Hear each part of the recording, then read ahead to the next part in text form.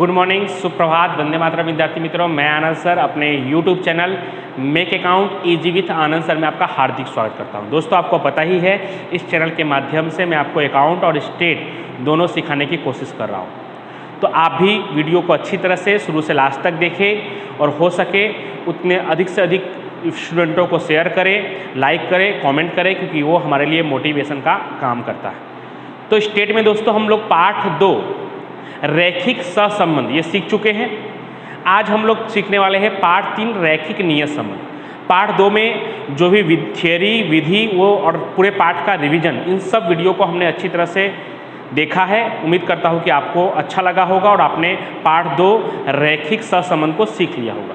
दोस्तों, आज हम शुरू करने वाले हैं पाठ 3 रैखिक नियत संबंध।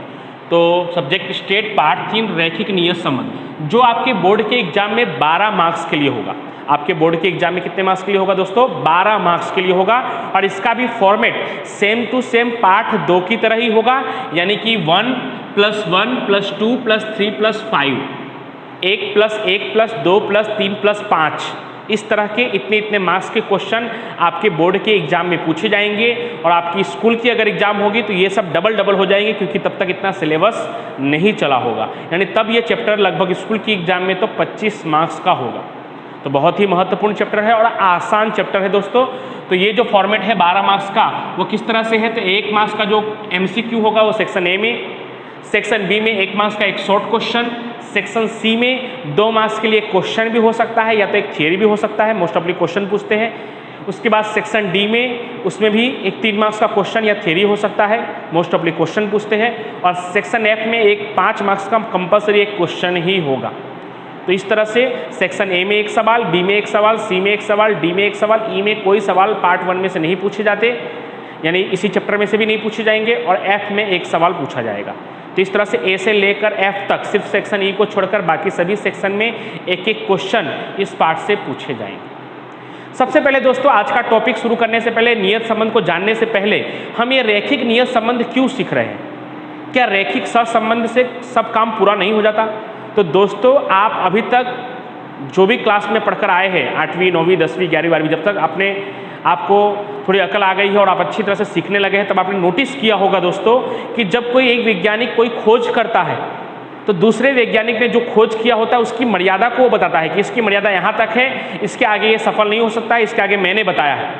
तो उसी तरह से रैखिक नियत संबंध में सर फ्रांसिस गाल्टन ने ऐसा ही कुछ बताया है। क्या बताया है? तो उन्होंने यह बताया है कि सहसंबंध, कार्ल पियर्सन के जो सहसंबंध की विधि है, यानी हम लोग सहसंबंध की विधि से 2 चरों के बीच सहसंबंध धन में है कि ऋण में है, संपूर्ण धन है कि अंशतः धन है, संपूर्ण ऋण है कि अंशतः ऋण है, ये जान सकते हैं।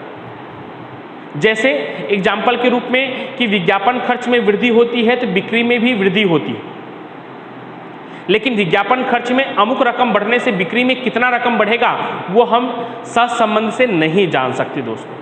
तो उसके लिए हमें नियत संबंध पढ़ना पड़ेगा। यानी एग्जाम्पल के रूप में मान लीजिए कि विज्ञापन खर्च दिया हुआ है लाख रुपए में और बिक्री दिया हुआ है करोड़ रुपए में। तो मान लीजिए कि विज्ञापन खर्च है 5 लाख, तब बिक्री है 1 करोड़। विज्ञापन खर्च है 8 लाख, तब बिक्री है 1.5 करोड़।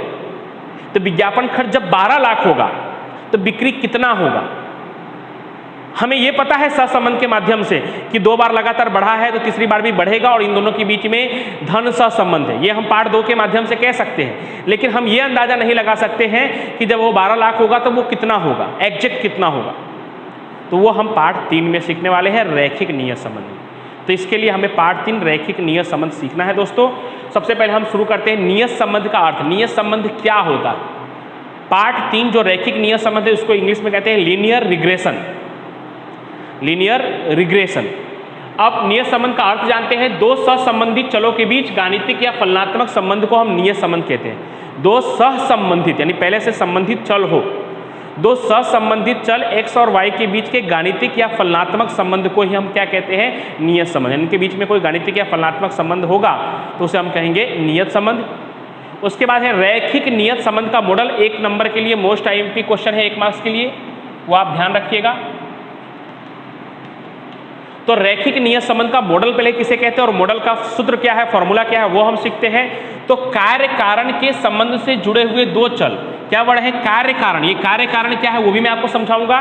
कार्य कारण के संबंध से जुड़े दो चरों के बीच के संबंध को प्रदर्शित करने वाले मॉडल को हम कहते हैं नियत संबंध का मॉडल। कौन से संबंध से जुड़े हुए दो चर? कार्य और कारण।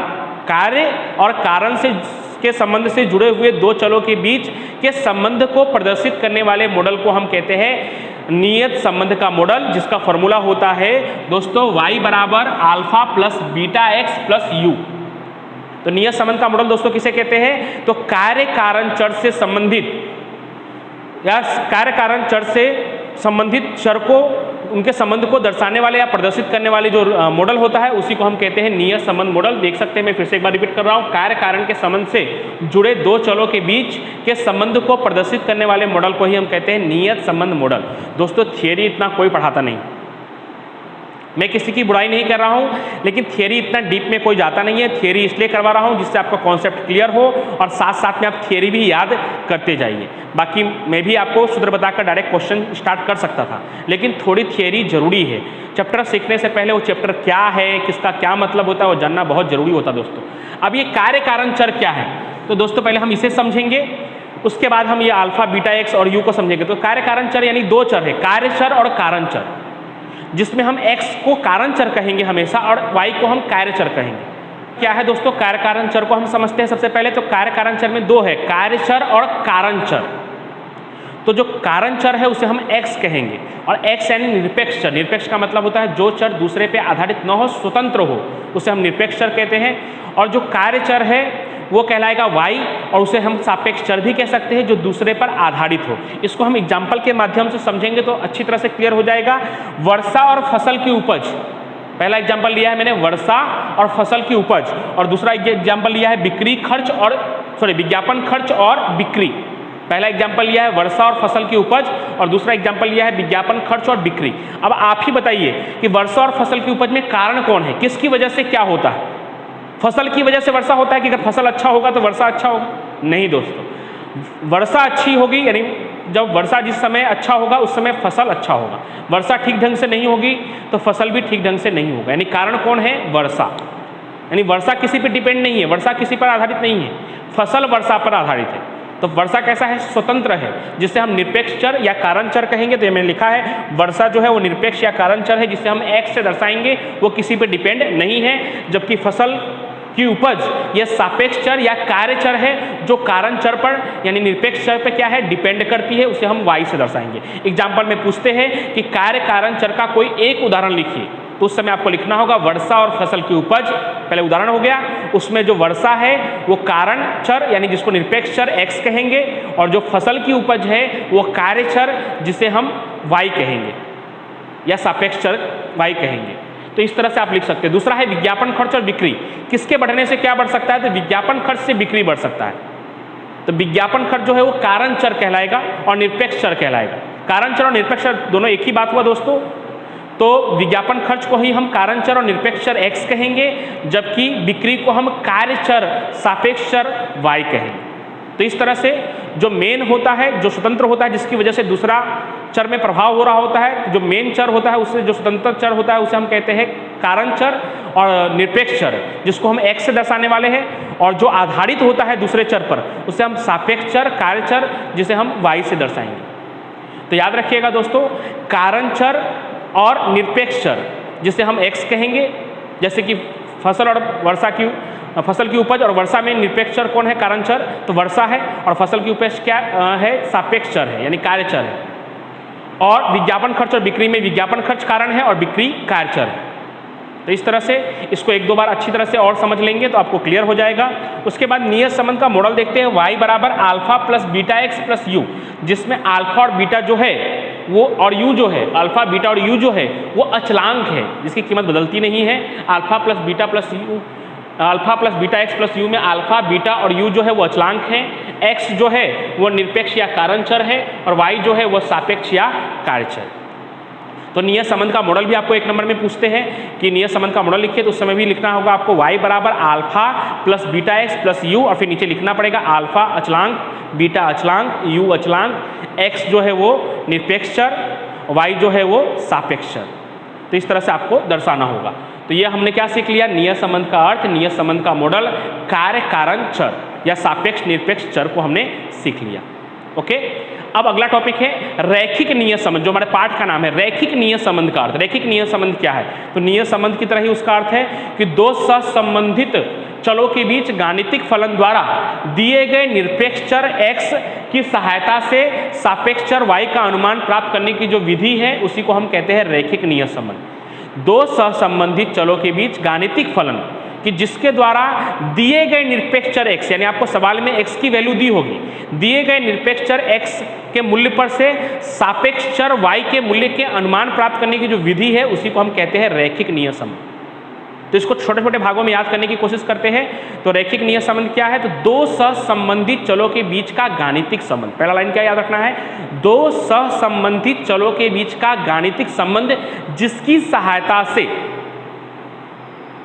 कौन सा कीमत आपको दिया होगा, दिए गए निरपेक्ष चर x के कीमत पर से सापेक्ष चर y के कीमत का अनुमान प्राप्त करने की जो विधि है उसी को हम कहते हैं रैखिक नियत संबंध। उसके बाद अगला टॉपिक है नियत संबंध रेखा का अन्वयोजन। ये वर्ड ही है दोस्तों, अन्वयोजन। तो किसे कहते हैं नियत संबंध रेखा का अन्वयोजन, मतलब क्या, तो दो सहसंबंधित चरों के बीच संबंध को प्रदर्शित करने वाली रेखा, दो सहसंबंधित चरों को के बीच के संबंध को प्रदर्शित करने वाली रेखा को प्राप्त करने की जो विधि होती है उसी को हम कहते हैं नियत संबंध रेखा का अन्वयोजन। दो सहसंबंधित चरों के बीच के संबंध को प्रदर्शित करने वाली रेखा को प्राप्त करने की जो विधि है उसी को हम कहते हैं नियत संबंध रेखा के अन्वयोजन की विधि, जिसकी दो विधि है। नियत संबंध रेखा के अन्वयोजन की दो विधि है, एक वो आलेख वाली विधि और दूसरा न्यूनतम वर्ग की विधि, विकीर्ण आकृति की विधि और दूसरा न्यूनतम वर्ग की विधि। दोस्तों ये विधि और इसके सूत्र और सूत्र को कैसे याद रखना है और कैसे अप्लाई करना है वो हम नेक्स्ट वीडियो में देखेंगे। तो नेक्स्ट वीडियो भी हमारा मोस्ट IMP वीडियो होगा, क्योंकि उसी के माध्यम से हम बाकी के सवालों को सीख सकते हैं। तो अगले वीडियो में हम इस पाठ के सभी सूत्रों को सीखेंगे। इस वीडियो में हमने थियरी के टॉपिक को सीखा है। उम्मीद करता हूँ कि आपको समझ में आया होगा। इसको अच्छी तरह से देखकर अपने नोटबुक में लिखकर मुझे भेजिएगा और इसे अच्छी तरह से याद कर लीजिएगा। आपके सपोर्ट के लिए थैंक यू सो मच।